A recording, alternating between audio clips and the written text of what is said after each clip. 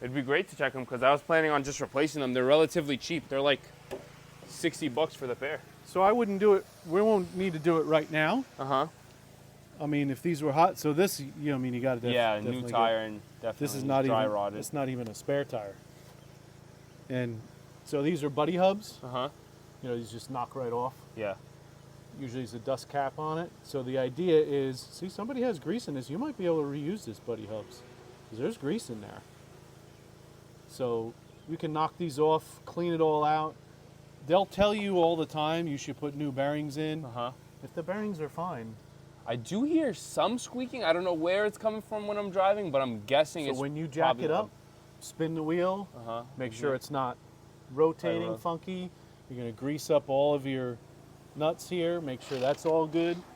One of the things you got to watch is see how your U-bolts, one's already broken. Really? Take a look over here. Oh, I see. It is snapped. Yep, so you can buy galvanized U-bolts. Uh-huh. So same thing here. These are going to go eventually. Yeah. And isn't it silly? Galvanized here is fine. Why do they put a steel one on? I don't know, so you can buy more? Yep, see. Companies make money. Yep. So I saw your trailer lights work. These bunks, you know, that looks like that's not too old. Yep. Probably replaced recently. So you slid it off the trailer completely? Yep. Yesterday. Okay. It was in the water. So what you're going to do is you got a spot for a spare tire. Yeah, that's where I pulled it off from. What's with the power winch? It's fire. It was I never had that on a little boat like this. And it works. That's we used it yesterday. Man. That's like cheating for a young guy like you. It works, man. You got the muscles for a crank. No, but the rest of it looks pretty good, right? So it's galvanized trailer. See how this is all rotted out? Yeah. What you don't want to do is you don't want to drive the boat up on it, have And that break off, and then that's going to jam right up into your hull. Yeah. See how thin that is? Yeah.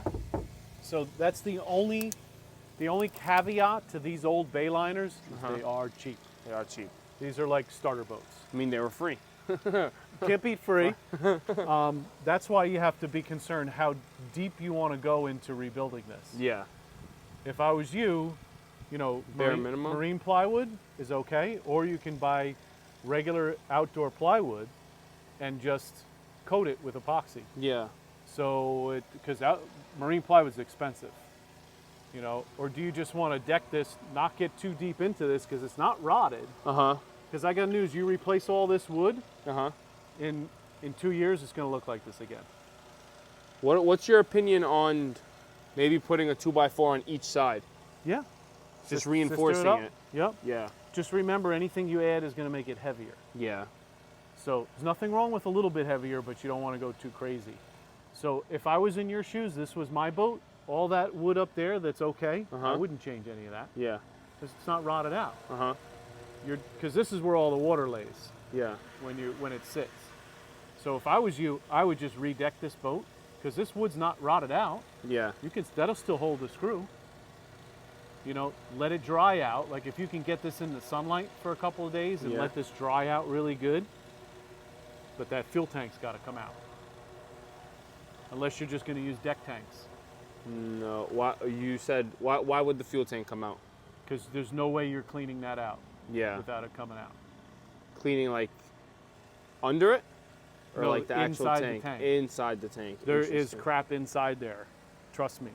Oh no, I definitely trust you. Do you have a fuel hose connected to it or not? It's over here, I think.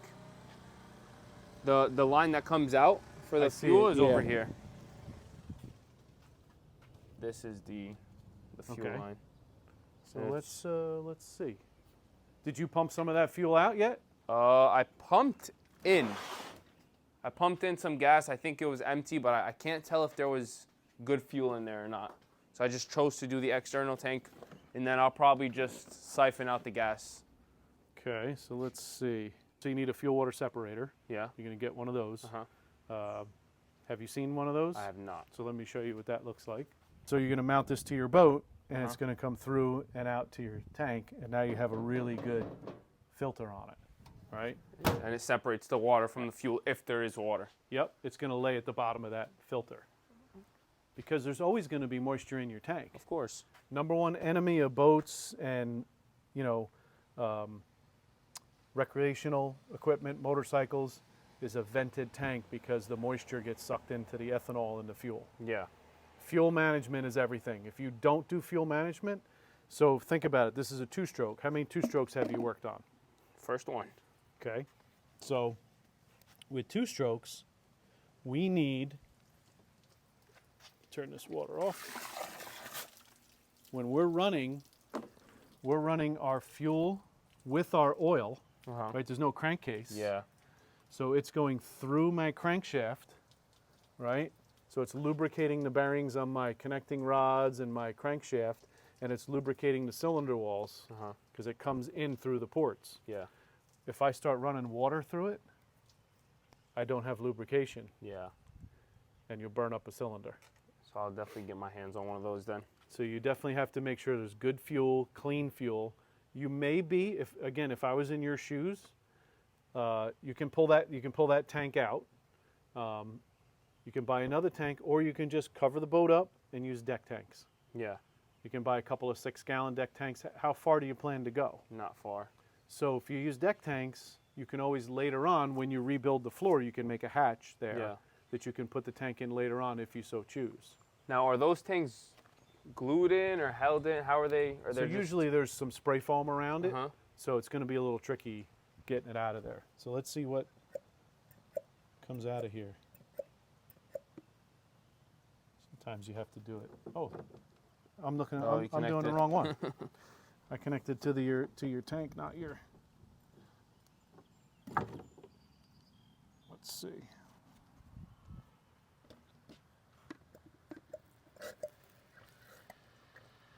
All right, so it's got oil in it. So I usually do this in a mason jar, but my mason jar is full from the last guy. It doesn't look too bad. No, it doesn't. You sure this guy didn't run this last year? It was running last year. Okay. Well, but then it sat out. It might be okay. Look at this. So this has to have been run. Yeah. For that to be that clean. Still going to want to put a separator on it. Oh, yeah, definitely. Let me get the pair of pliers for that. Is it going to rain on us now? I hope not. This weather's been interesting for early June. Yeah. I'm ready for the warmth. So yeah, you might be able to use that tank. So we'll let this sit. So when we let this sit for a little while, you can see if there's water. It'll separate, right? Now, how much smoke is normal out of a two-stroke? So this is going to smoke because, so these motors, right, you see how it says V4? Yeah. These are VRO, so they're variable oil ratio. So when it's at idle, it's like 100 to 1. And as the throttle goes open further, it adds more oil. Are we on? Yes, we are. So older motors like this don't have that. It's a blessing and a curse. So you have to mix the oil right. Yeah. My first boat, I mixed the oil wrong like 2-3 times. I had a boat for 22 years, but every year I had less and less power because I had more and more scoring in my cylinder walls. Yeah. Once it starts, it doesn't get better. But it is going to smoke. Okay, fair enough. I mean, I think I mixed it correctly. Yep. Well, you're better off a little bit too much oil than not enough. Yeah. You want it to smoke. If it stops smoking, hey, did I put enough oil in there? Yeah. You know, so, all right, let's fire it up. Let's see what it sounds like. Let's do it. Let me just put this here. You got to hook up the fuel line? Yeah.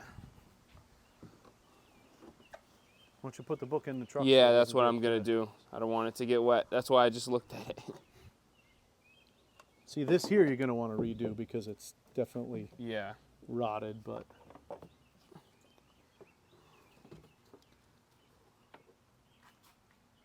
Now, how many pumps would you Or how would you? So what you do is you do this until this is hard, and this is a very lousy ball. You don't want to. You want to get a real one. Yeah. So I'm going to tell you to go to Pro Marine USA. Pro Marine USA. And again, any questions later on, text me. I'll get you the information. I appreciate it. So this, you squeeze it until it's hard as a rock. Okay. Keep squeezing it. I want to make sure there's no.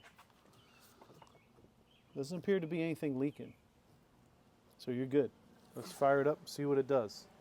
Did you make any adjustments on the carburetors, or are I was messing around with it because I saw little pops coming out of here. So the adjustments are right here. Okay. You just got to stick a Did screwdriver. you take all those screws out when you cleaned the carbs? I did. Okay. Did you remember how many turns? I did not. So that's what we're going to have to start That's with. what I feel like. That's where the main issue is. But it's definitely been getting better. So here's what you want to do. We want to drive them all the way in. Not hard, right? Yeah, just until they stop, seats. and then come out 2.5 turns. 2.5, because And online then we said start. 1. Did it? Okay. Yeah. Well, maybe with this motor it is. Listen, I'd rather trust you, who's actually been working, than So- some AI. that is kind of a standard for old carbureted engines. It may run like crap, and we may have to start at 1. But then we're going to kind of do it by ear. Okay. Because that's really the only way we can. I have a long, skinny screwdriver I think I got. Let me see. Okay.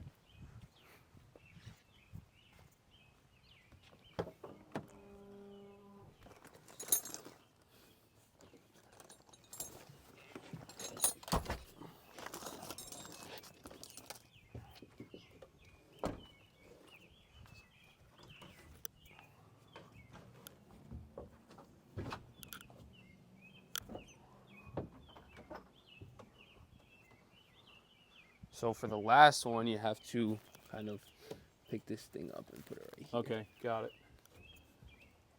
So let's see where we're at with these.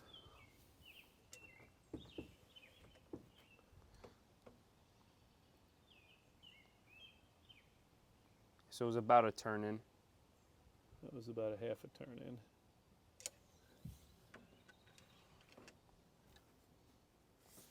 Don't you just love fuel injection? So I got a good buddy of mine, John. He owns like 5 or 6 Domino's pizzas, and he hates carburetors. But it's what I started on. Yeah. We'll have to feel for this one, huh?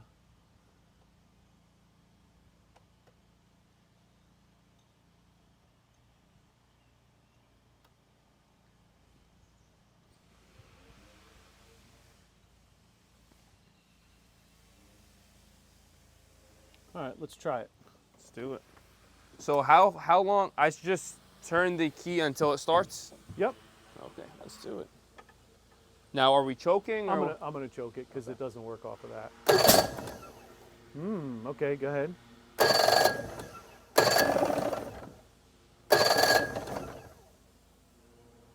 Keep trying? Yep. Go ahead.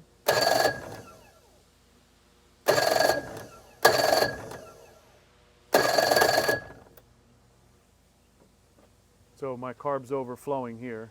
Either that or I just choked it too much and flooded it. So go ahead, keep cranking.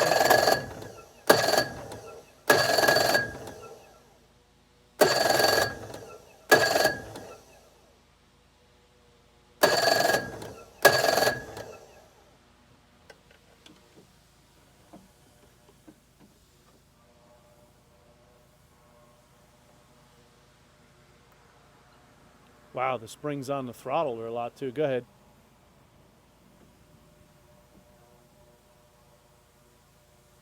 Go ahead.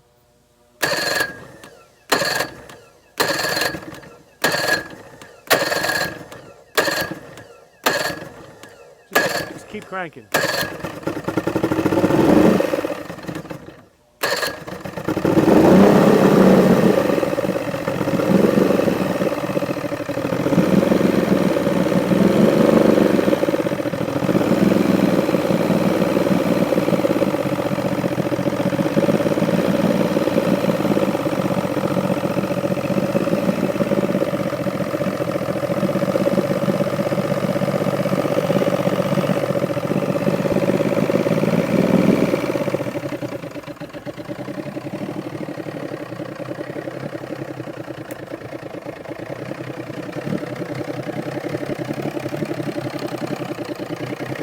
not as nimble as I used to be.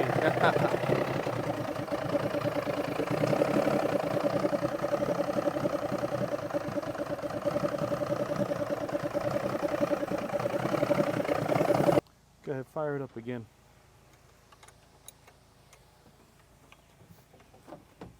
And hold it as well, or hold her until she starts? Yeah.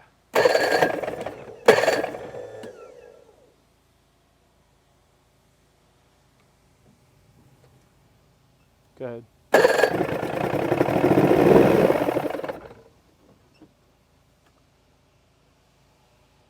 Go ahead.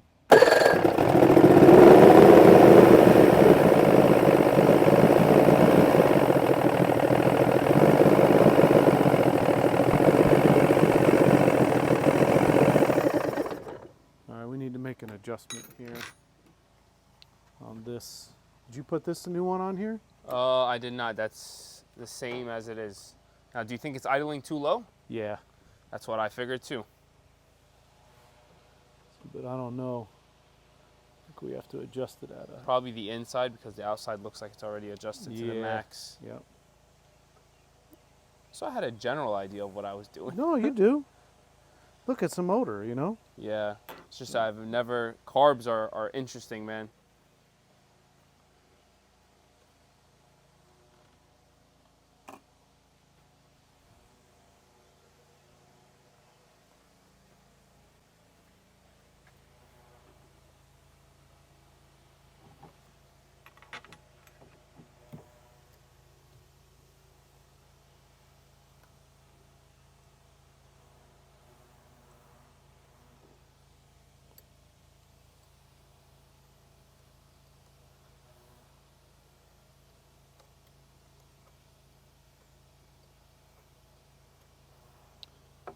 So I'm also curious about this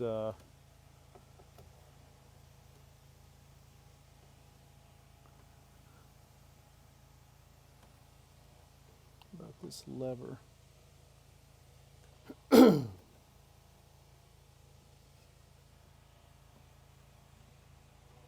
About this follower right here. If that's really where it needs to be. Go ahead, try it.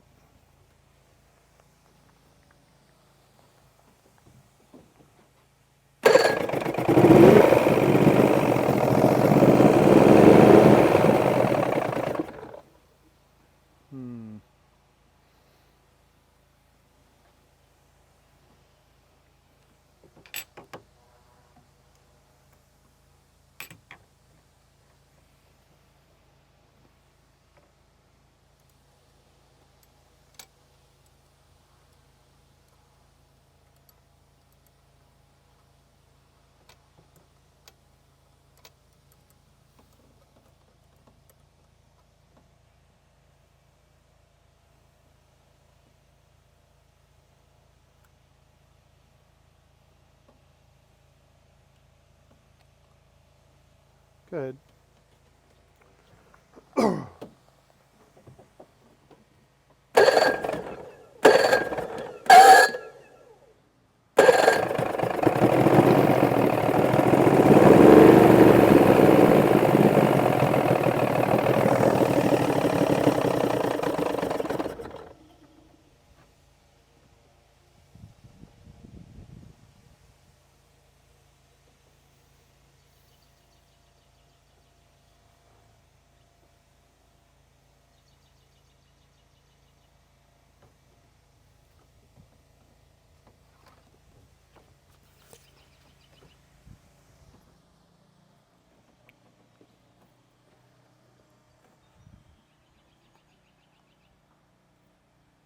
You shouldn't have to go that far to get it to run. I'm curious if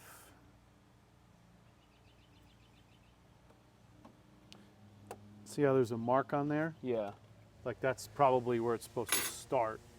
And I've had to push it way past that just to try and get it to run, you know? Mm-hmm.